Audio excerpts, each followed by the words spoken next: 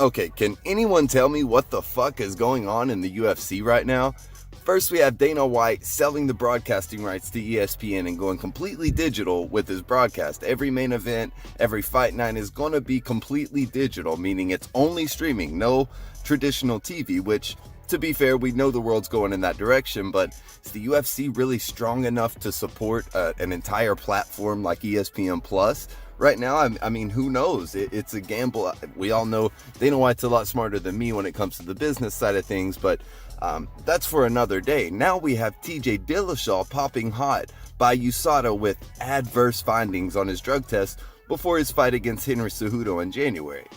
In an Instagram post, which I'll put up here, he stated he'll be relinquishing his bantamweight title, which, I think is the right thing to do, of course. I think he's going to retain a lot of respect from fighters and fans alike for giving up the title, and he's going to avoid a lot of bullshit, like, shit talking from the fans for holding on and holding up the division, so on and so forth. I mean, you know how people get, but, that's just a small retainer of respect. I mean, TJ Dillashaw has never been the type of fighter that I thought, anyway, in my opinion, I never thought we'd see TJ Dillashaw popping hot for anything, whether it's a diuretic, steroid, whatever the case may be. Now, in this instance, I am leaning more towards a diuretic. I mean, the guy had to lose like 10 extra pounds to fight Henty Cejudo at flyweight. So it kind of makes sense that it would have been a rough weight cut. He would want a little support in that, but you cannot sneak past the golden snitch.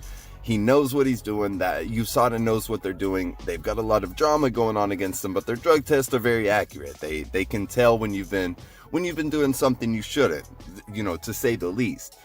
With that, with these adverse findings, which, by the way, we still don't know what it is. We haven't saw the results of the test. We haven't saw the actual substance that was in his system yet, but we already know he's been suspended for a year by USADA, and they're going to retroact that to January 19th, which was, of course, the date against the fight against Henty Cejudo. They retroact that back, which means he'll be back January 19th of 2020.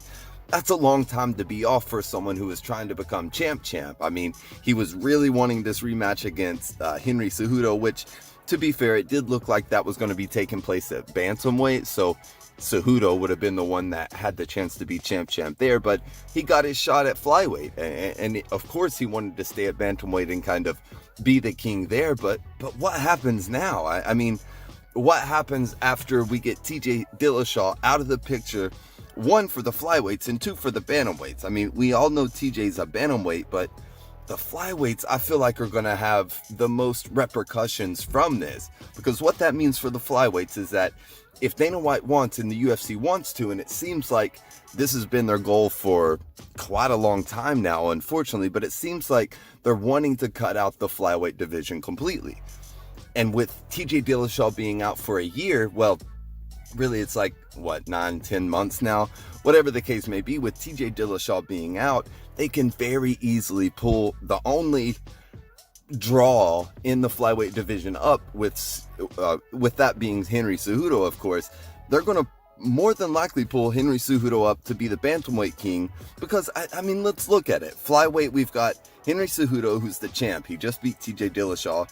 But then who? We've got Jussier Formiga, Joe Benavidez, which, by the way, Joe Benavidez definitely deserves a shot at the flyweight title, but he's just never going to be a big draw name, unfortunately. I don't know why.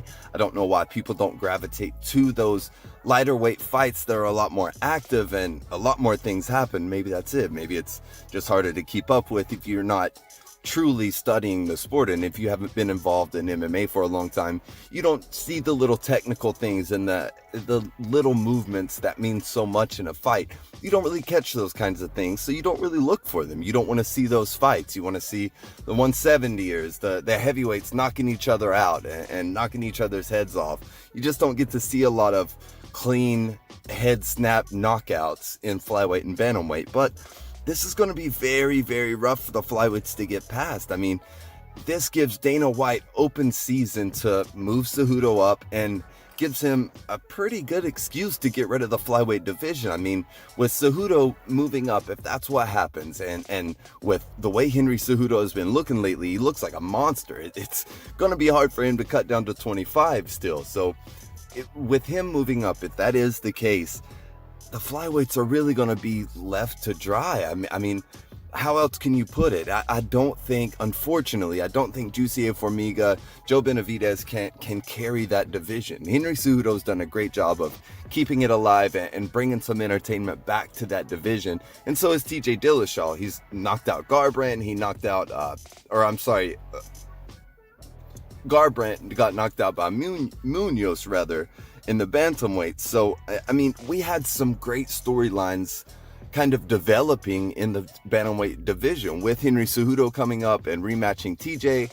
Pedro Munoz, who had just had a spectacular knockout against Cody Garbrandt, was planning on probably fighting for the title next after the TJ and Henry rematch. So, I mean, there's a lot of storylines that completely fell apart with TJ being out now. So, and it gives Cody Garbrandt a reason to say, oh, well, TJ should have never beat me. He was on this or he was on that.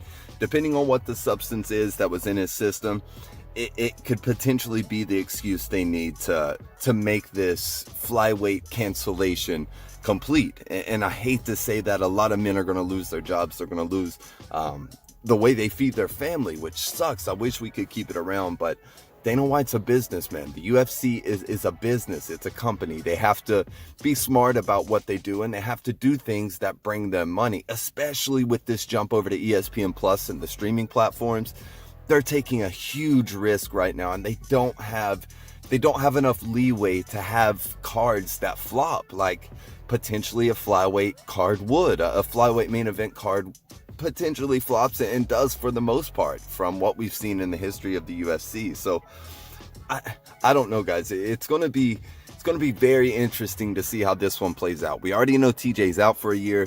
We already know Henry Cejudo is more than likely going to be the one moving up to bantamweight to kind of take over, and it'll be who Dana wants to put the marketing dollars behind. But there's just a lot of variables here that are really going to mean a lot for not only the history or the future rather of the flyweight and bantamweight divisions, but for also the UFC as a whole. I mean, they've got some big decisions to make as to whether or not they want to keep the flyweight division around. They want to move Cejudo up to bantamweight. I mean, who knows what's going to happen? Let me know, by the way, in the comments below. Did you all ever expect TJ Dillashaw to pop for a failed drug test, to show up hot? We still don't know what it is, of course, but there was enough there for them to already suspend the man for a year. Who knows how much his fine's going to be? Who knows if that suspension will be extended if it turns out to be a steroid or to be habitual use. You just never know with these kinds of things. So I'm going to keep you guys updated. Definitely stay tuned to everything that's going on in the UFC right now. It's a big time for the UFC, and of course I appreciate you all tuning into these videos, making sure to come back every day, like, subscribe, comment. It's truly helping the channel a ton, and it means a lot to me personally. So keep doing what you're doing, guys. I'll see you soon.